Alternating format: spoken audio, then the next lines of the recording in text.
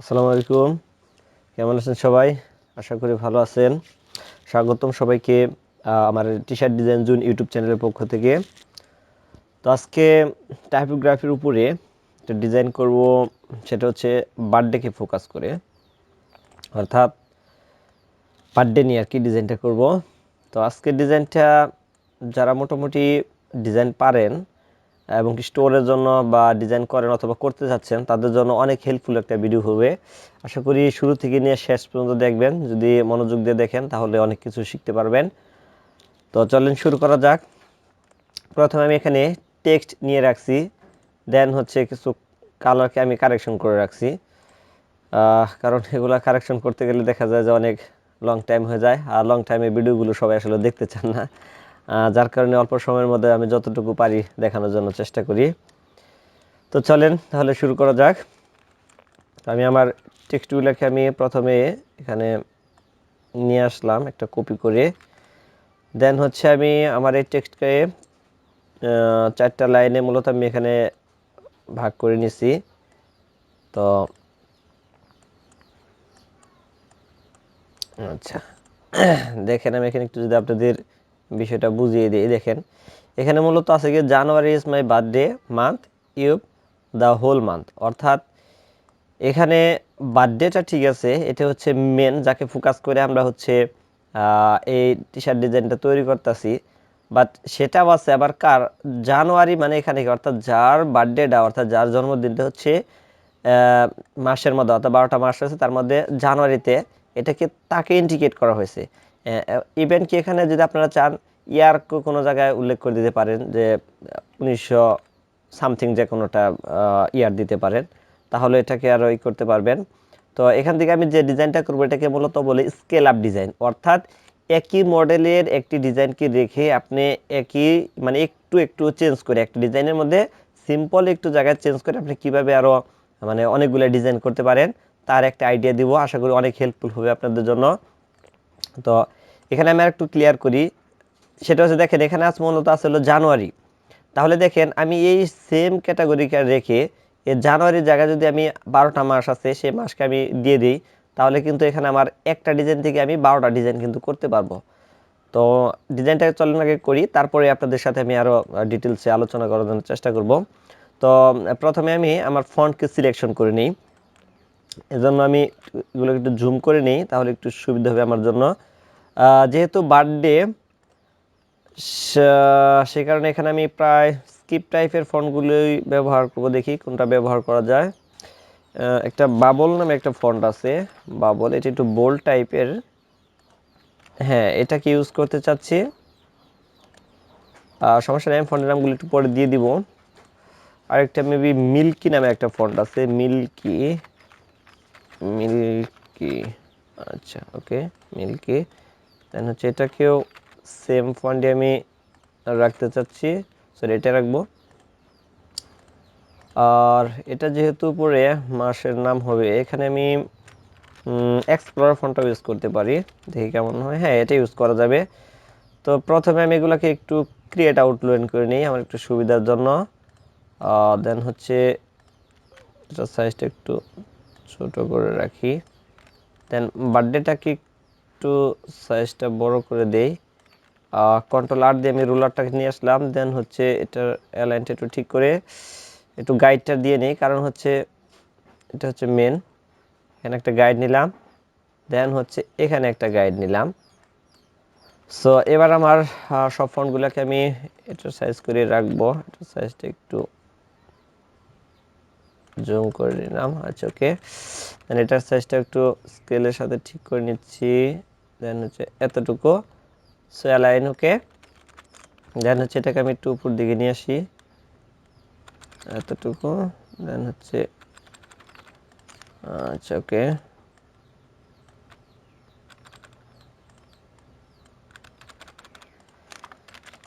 এবার যে কাজটা করব, এই জানুয়ারি লেখাটাকে এতটুকু রেখে দেন হচ্ছে এটাকে আমি এখানে একটু ওয়ার্প করে দিতে যাচ্ছি। তাহলে আমি ইফেক্ট থেকে ওয়ার্প থেকে হচ্ছে আর্ট, এটা থেকে 50, আচ্ছা 50 থাক, 50 রাখলাম। দেন হচ্ছে এটাকে আমি অবজেক্ট থেকে এক্সপ্যান্ড করে নিলাম, দেন হচ্ছে অ্যালাইন করে আমার একটু অ্যালাইনটা ঠিক করে নেই, দেন হচ্ছে ওকে।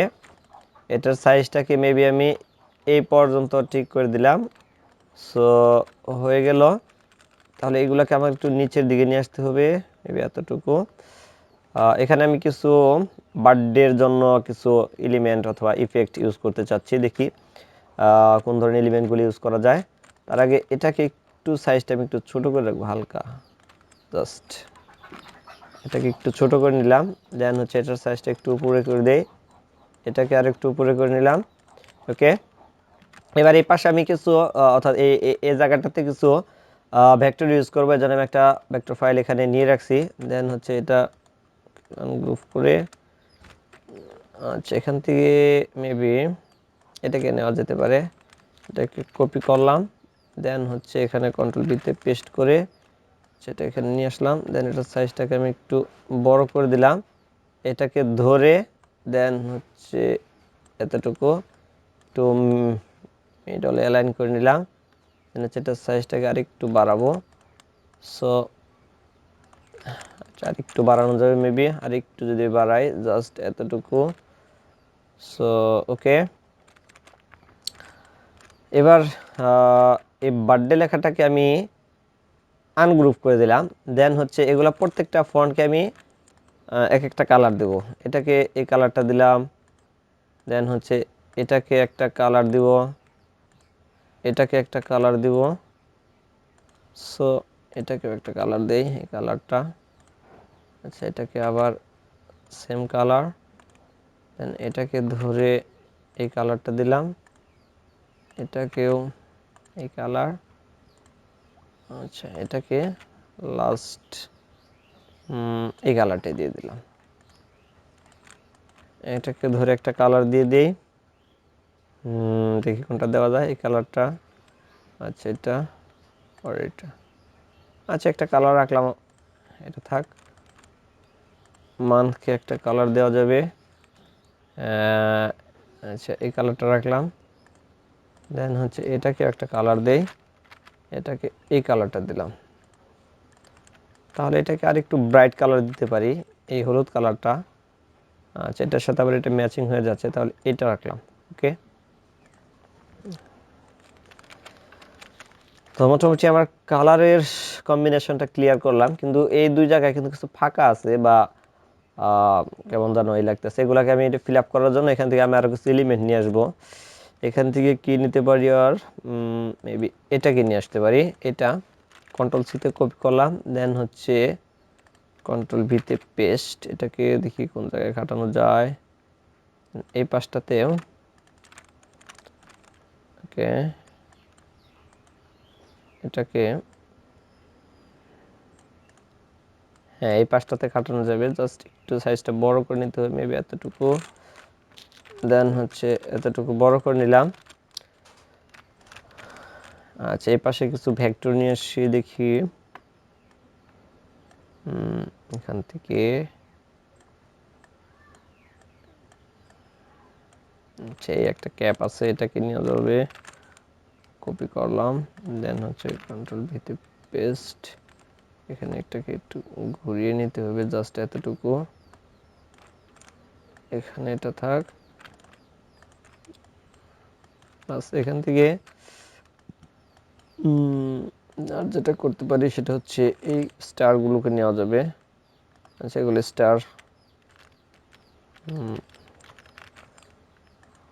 আচ্ছা এগুলো আমরা তৈরি করে নিতেও পারি, জাস্ট এখান থেকে নিয়ে আসলাম তাও। ওকে, আচ্ছা এই পাশেই এখানে আর কিছু রাখি। দেন হচ্ছে আমি আমার এখান থেকে কয়েকটি স্টার তৈরি করে নিই, জাস্ট এতটুকু ছোট ছোট করে। আমরা দেখবেন যে কোন জায়গাগুলোতে দিলে ভালো লাগে, দেন হচ্ছে দেখে সেই কম্বিনেশন অনুযায়ী ডিজাইনগুলো করবেন। সো এটা সাইজটা একটু বড় হয়ে গেছে, মেবি আমি একটু সাইজটা ছোট করে নিই। দেন হচ্ছে এতটুকু থাক।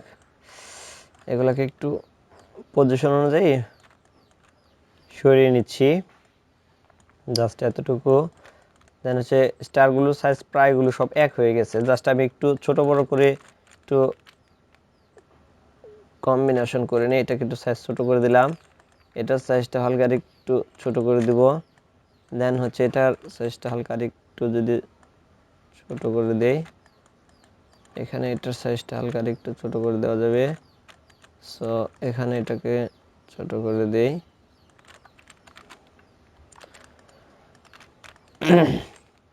এখানে এটাকে নিয়ে আসলাম, বাট এখানে স্টারগুলো কিন্তু প্রায় সবগুলো একই কালার হয়ে গেছে, যার কারণে আমি একটু ডিফারেন্ট কালারের কিছু স্টার দেব। এটাকে এই কালারগুলো দিলাম এগুলোকে। সো হয়ে গেল। এবার আমি যেটা করতে পারি সেটা হচ্ছে সরি, একটা ইলিপস টুল নিয়ে নেবো। ইলিপস টুল থেকে হালকা এতটুকু, আর এই ধরনের ইফেক্টকে আমি মাঝে মাঝে ব্যবহার করি, আপনারা হয়তো বা অন্যান্য টিউটোরিয়ালে দেখছেন। বিশেষ করে এখন সহজ ভিডিও দিচ্ছি আমাদের যারা নতুন আছেন তাদের জন্য। তো আমার ইনশাআল্লাহ আরও আপার লেভেলের ভিডিও আছে, কিছু মেক করাও আছে, সমস্যা নাই, আসবে ধীরে ধীরে। আশা করি নতুন কিছু শিখতে পারবেন। আমার চ্যানেলে নতুন আরও কিছু আমি ভিডিও অ্যাড করেছি, যেগুলো আমাদের বাংলাদেশি আশা করি যা বড় ভাইরা চ্যানেল ক্রিয়েট করছে, ওনারা এই ধরনের কোনো ভিডিও দেয় নাই। আর এই ধরনের ভিডিও ইউটিউবে খুব কম পাবেন। আশা করি নতুন কিছু শিখতে পারবেন।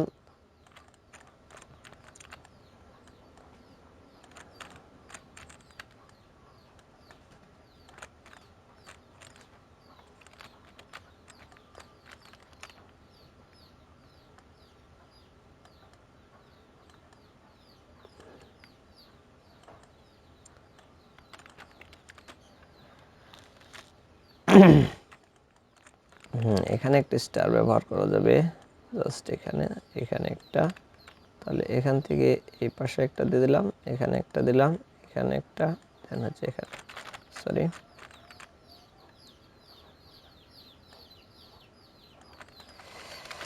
ওকে।